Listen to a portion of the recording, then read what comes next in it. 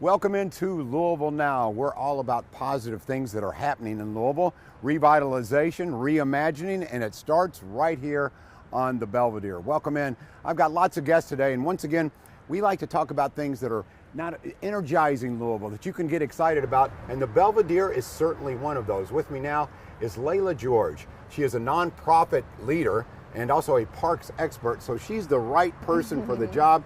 Layla, thank you for your time. Yeah, thank you so much. I'm delighted to be here. Okay, when the mayor assigned you this position, you're I don't know exactly what the title is, but you're heading up the revitalization, the reimagining of the Belvedere, right? Yes. Okay, there's a reason.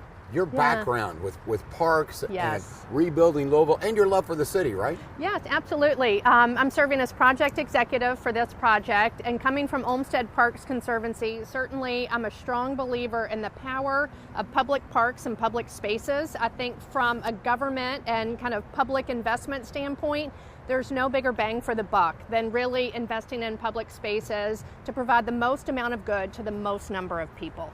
And I think the Belvedere is unique in that it is a downtown park. It's an urban space, so it doesn't really belong to a single neighborhood the way the Olmsted Parks felt. And so for that reason, they belong to everyone, which I think is really great. And we hope to attract people from all over the city with all of the amenities and attractions and programming we hope to offer here.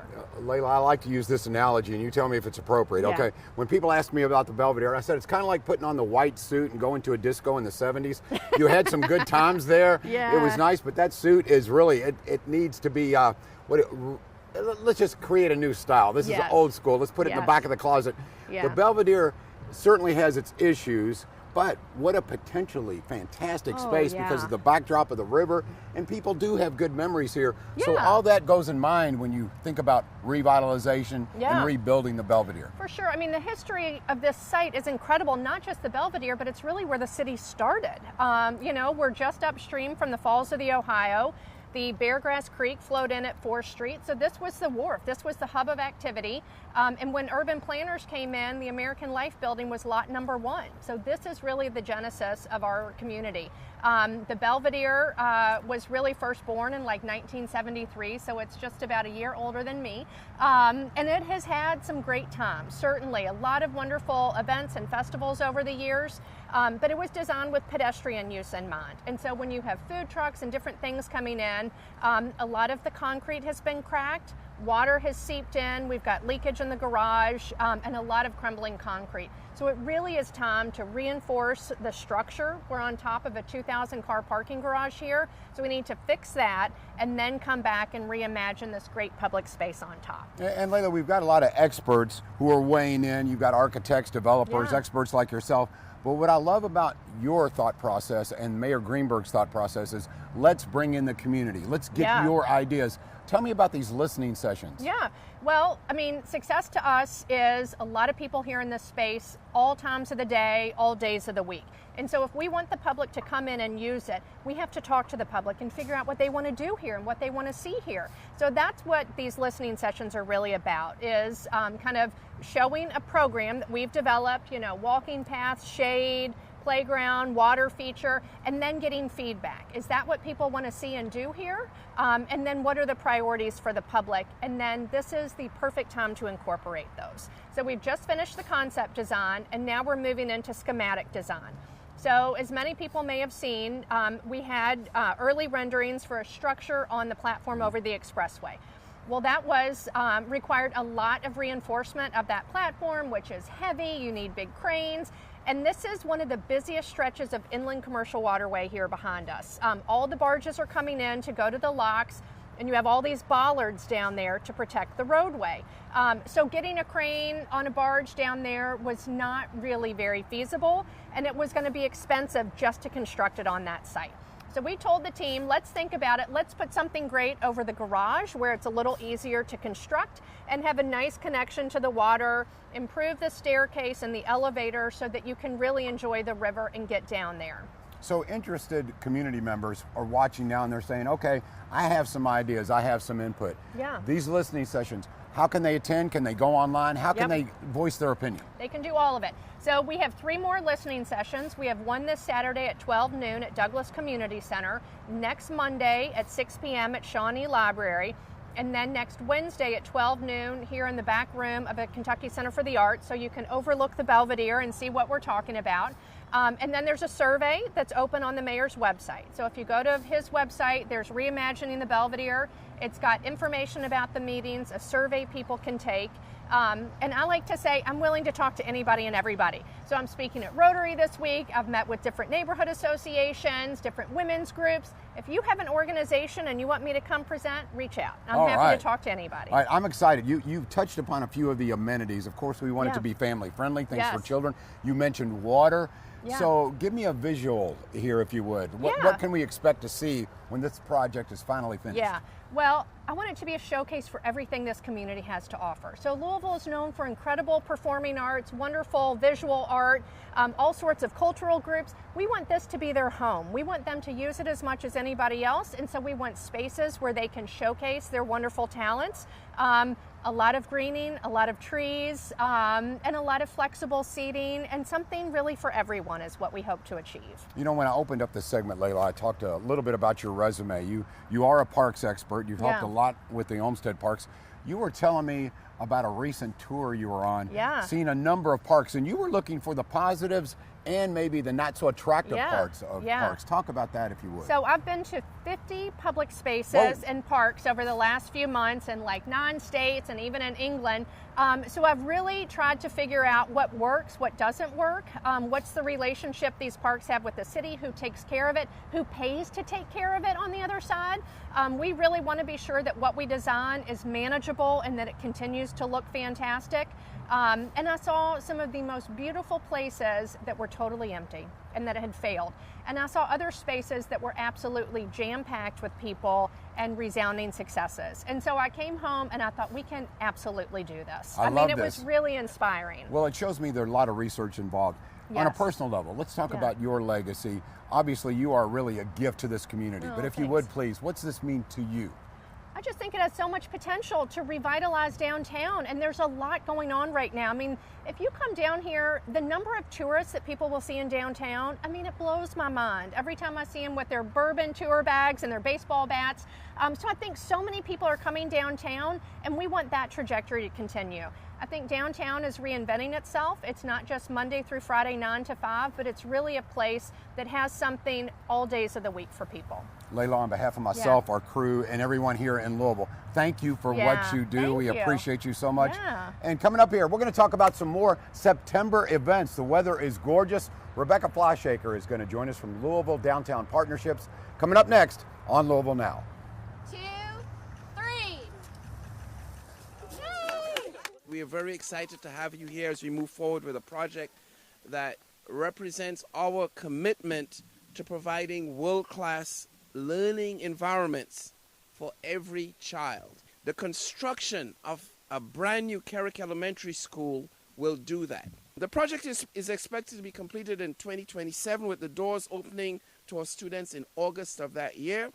A total construction cost of over $30 million. The walls we build here will one day be filled with laughter, questions, and the excitement of learning. This space will be more than rooms and desks. There will be space and places for imaginations to thrive, for discoveries to be made, and for lifelong friendships to form. I'm so excited for a new school. It's about the next 50 years, generations to come, and it's a space where we can really foster family partnerships and where students are going to thrive in spaces that are designed for them to think creatively. The building itself is a single-story design organized with 4 distinct wings, 3 dedicated to classrooms and 1 housing the cafeteria and gymnasium. This layout is not just for efficiency.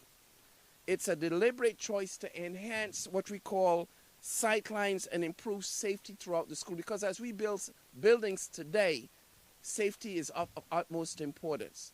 Inside the new Carrick Elementary will be a hub for collaboration and creativity. The central lobby will open to administrative offices, a centrally located media center, and an art room.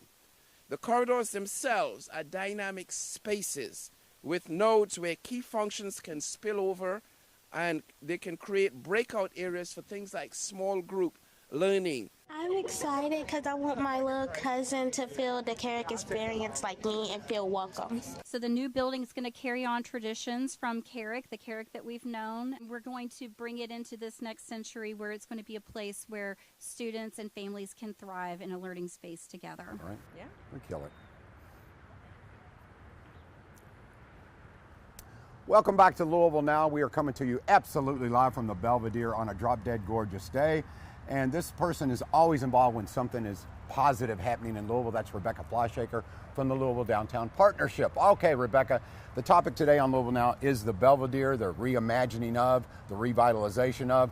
Talk to me a little bit about your thoughts. I know you have a great deal of input here. Yeah, we are very excited about what this will become. We are all about having spaces in downtown where people can gather, be together in community, a space that is available and accessible to everybody, and so we're really excited to see what this can be. In the interim, we love to see it used more. We're talking about what we might be able to do before construction begins too, but spaces like this where community can gather and have big, large events. This was built before we had waterfront parks, so that's the kind of idea, is like where we can have large events in our community, and it's right next to downtown. It's part of downtown. Yeah, and what's great about it, Rebecca, is the fact that not only is it good for the community, but it's good for tourism. So from your standpoint, from the desk you sit at, it's like this is really important to, I don't know, I guess the excitement, the vitality that surrounds Louisville. Yeah, well, development begets development. So there will be more people that, it will generate more pedestrian activity. It will generate more tourism, and we're already doing great with tourism in downtown. It's about 2/3 of the people we see in downtown, which has been great.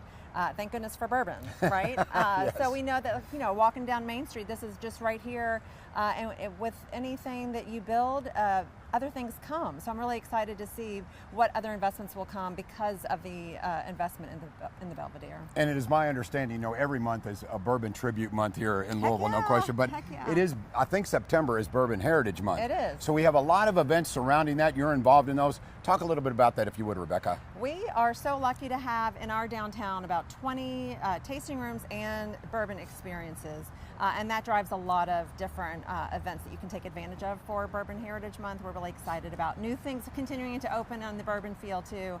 So yeah, stay tuned. There will be things to cheers to, for sure. You touched upon this, but I think it's worthy of continuing to mention. I don't really mean to keep repeating myself, but with that being said, bourbon. You talk about, there's a lot of things Louisville is known for. Of course, we've got these big festivals, music festivals this weekend, but bourbon is central to Louisville. Thank goodness for it. It really helped us come out of COVID, didn't it? Oh my gosh, yes. If we did not have bourbon tourism or bourbonism, we would not have recovered near as quickly as we did. So we're better than 2019 numbers in terms of people in downtown, and that's something that people don't realize because not all our daytime workers are back, but tourism is making up for that in spades. Layla George talked about the importance of having the community involved with the revitalization of the Belvedere, and really just about anything that is exciting and new happening in Louisville. That's important for you as well. For those who are not familiar with Louisville Downtown Partnerships, they'd like to get involved. How would they do that? Oh my goodness. Well, go to our website, louisvilledowntown.org. We have lots of things that you can come to. The way I want people to get involved is to be in downtown. We need people, you and me, walking around. That is what creates vibrancy, which is why we want to see events. This space becoming a place for more events is even better. So if you haven't been downtown in a while, call us. I will walk anybody around downtown. I want you to feel familiar with it, get used to walking around. Events, and it's not just LDP events, there's events going on all the time, and we have a very robust events webpage listing everything out. So if you want to go to a volleyball game, a basketball game, a baseball game, a soccer game, Kentucky Broadway or the Broadway show, or concerts. I was at one last night at Mercury Ballroom, the Palace, Kentucky Center. There's just so much going on. Yeah. You're missing out if you're not taking advantage of that. Your love for the city is contagious because I hear your passion. I'm just curious, from a personal standpoint, you mentioned going to a concert last night. What kind of events do you look forward to? I'm sure St. James would be on that list, the art fair there, but there's plenty of things happening downtown. What are some of your favorites? I love a good street festival. I love it when streets are closed down, that normally where cars go, and you get to march down the middle of the street and do something in a place that isn't normally where you get to walk. I do love baseball, and I do love live music. All right. Yeah. I love hearing that. Okay, once again, we'll put the website up on the screen here a little bit later on, but Rebecca, if you would, for those who want to get involved with downtown more, these listening sessions are important to come in and give your input to what you would like to see the Belvedere become. How about you? Any memories? Yes, I actually came to several the heritage festivals that we used to have. Jewish heritage, Greek heritage, German. I think I danced with some stranger at a German festival when I was like 8 years old. It was a lot of fun. I've been here a lot. We appreciate what you do. We appreciate what you do. It's a great partnership. Louisville Downtown Partnerships, Rebecca Fleischaker. She is the executive director. Okay, coming up here, we talk about the beautification of Louisville. Brightside. You've heard about Brightside. We'll get some details coming up next on Louisville Now. We are sitting in the PNC City Spot at 5th and Main, and it is the addition of larger-than-life swings that allow you to plop down, have a coffee meeting with a friend or a coworker, check your email, or just hang out on Main Street and look at the cars and people going by. It's an awesome place to just be in downtown Louisville. We think that more people walking around will be drawn to it, and it is people that make a downtown vibrant. Parking Day it's an international phenomenon, happens all over the world, and basically what it is an opportunity for folks to rethink on-street parking spaces and sort of repurpose those towards people. How can we use a parking spot to create an artistic place, be really thoughtful about how we design something on the side of the street that repurposes the street for a different use and brings people together? We've gotten the most interest from sort of the design industry downtown. So a lot of landscape architects, architecture firms, design firms, they're really interested. They always want to show off sort of the things that they can do, and this is an opportunity that gives them a canvas to be able to do that. But on top of that, we have nonprofits that are doing it. We have local Louisville Metro government organizations that are doing it. So it's really open to anyone and everyone that's interested. Our parking spot will be on Jefferson Street at 5th. You'll see the same design from the city spot that will be reproduced on vinyl and wrapping the boxes where we have bamboo or sugar cane that will be shielding the street from the city spot and providing a sense of place for community to gather. What we as the city and downtown partnership will take care of are the barricades on the exterior to sort of protect the space. We'll take care of all the permits, and then we'll take care of any costs for parking meters and those sort of things. So it would be cost-free with the exception of whatever you want to put into the installation itself. Come down and check it out. It's really going to be a lot of fun and very engaging. Everything's going to be different and unique because everybody's doing their own thing. So it'll be a fun way if you're walking around. On September 19th, you'll be able to see different ways to envision a parking spot, a community space, what we're doing with public realm to make it more inviting for you and me to be on the street. Welcome back to Louisville Now. This show has been focused on the Belvedere and the beautification of Louisville as a whole. With me now is Lori Roberts. She is the director of Brightside. Okay, for those who are not familiar with Brightside, first of all, you must have been in a cave somewhere. Maybe you're new to town. So Lori, tell everyone, what is the mission of Brightside? Yeah, so Brightside has actually been around since 1986. We were founded by Mayor Jerry Abramson, and our primary mission is to help keep Louisville cleaner and greener and more beautiful for everyone who lives here, primarily through volunteer litter abatement, litter pickups, neighborhood cleanups, and those kind of things. Yeah, for folks who call the mayor's office every day and say, you know, I need this done, I need this beautified, jump in. Don't get me wrong, we're going to do what we can, but wouldn't you say a lot of this is community-based? It's like, get involved, be a part of the answer, right? Absolutely. It takes partnership to make a clean and beautiful city happen. We all have to work together. Government can only do so much. As we know, we are limited by a lot of things, but you as people, many hands make light work, so the more that you can do to help us, the better we are all going to be. Okay, Laura, you have a big awards ceremony coming up. Yes. Tell me a little bit about the awards, how people can get nominated, if you would, please. Yeah, so we have our annual Brightside Awards coming up. We have 6 categories that are up for awards. 5 of them are communities, and 1 of them is for Metro Council, which that one's already been decided. But for the community awards, we have our Fred Wishy Volunteer of the Year Award. We have our Brightside One Bright Future Award for youth. We have our Mayor's Award for Outstanding Corporate Citizenship. So we've got a lot of categories. They are up for public nomination. So we need people from our community who have done Brightside cleanups to come out or to go online to brightsideinc.org and nominate folks that they think are deserving of awards All for right. all of the cleanups they've done in our community. I love that. And I'm sure you guys will be very intimately involved with what happens here at the Belvedere. Absolutely. Keeping it beautiful as we continue to revitalize, reimagine the Belvedere. Okay, October 1st is the big award ceremony. Yes. For people who would like to attend, or for folks not familiar with it, what would they see? Yes, so we are having the awards at our annual Brightside Bash. It is the 12th annual Brightside Bash presented by the Republic Bank Foundation. It's going to be held at Clayton and Croom on October 1st, which is a Wednesday evening from 6 to 8 p.m.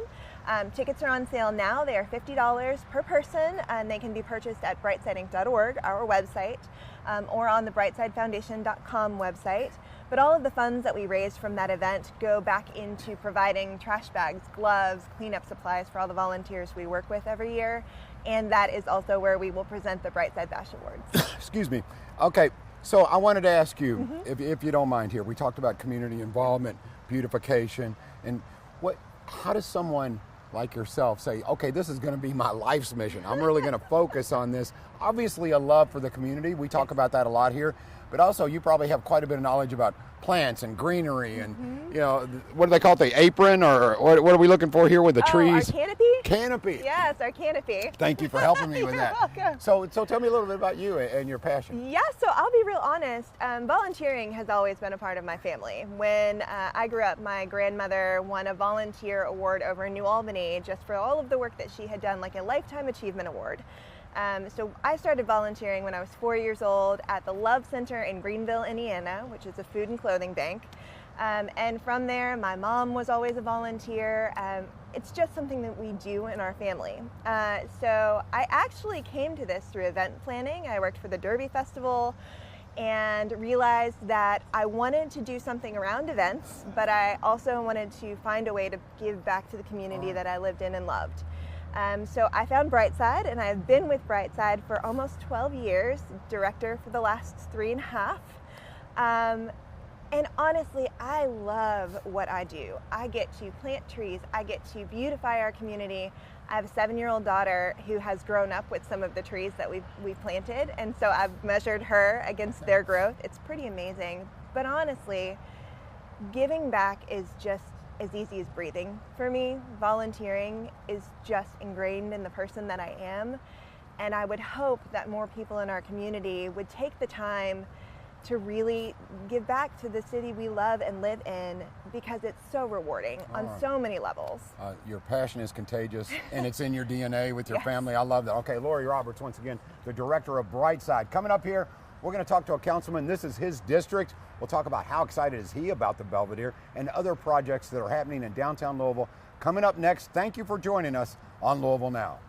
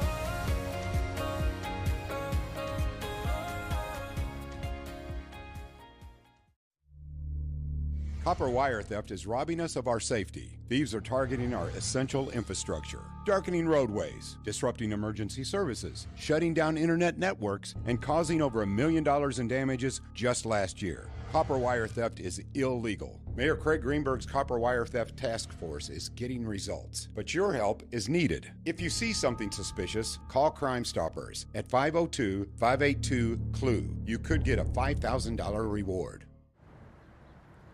Welcome back to Louisville Now. We talk about, exciting things, of course, revitalizing downtown. This is one of the men in charge who works 24/7 on doing just that. He is Ken Herndon, who is the councilman for District 4, which we are standing in right now. Ken, thank you so much for all you do.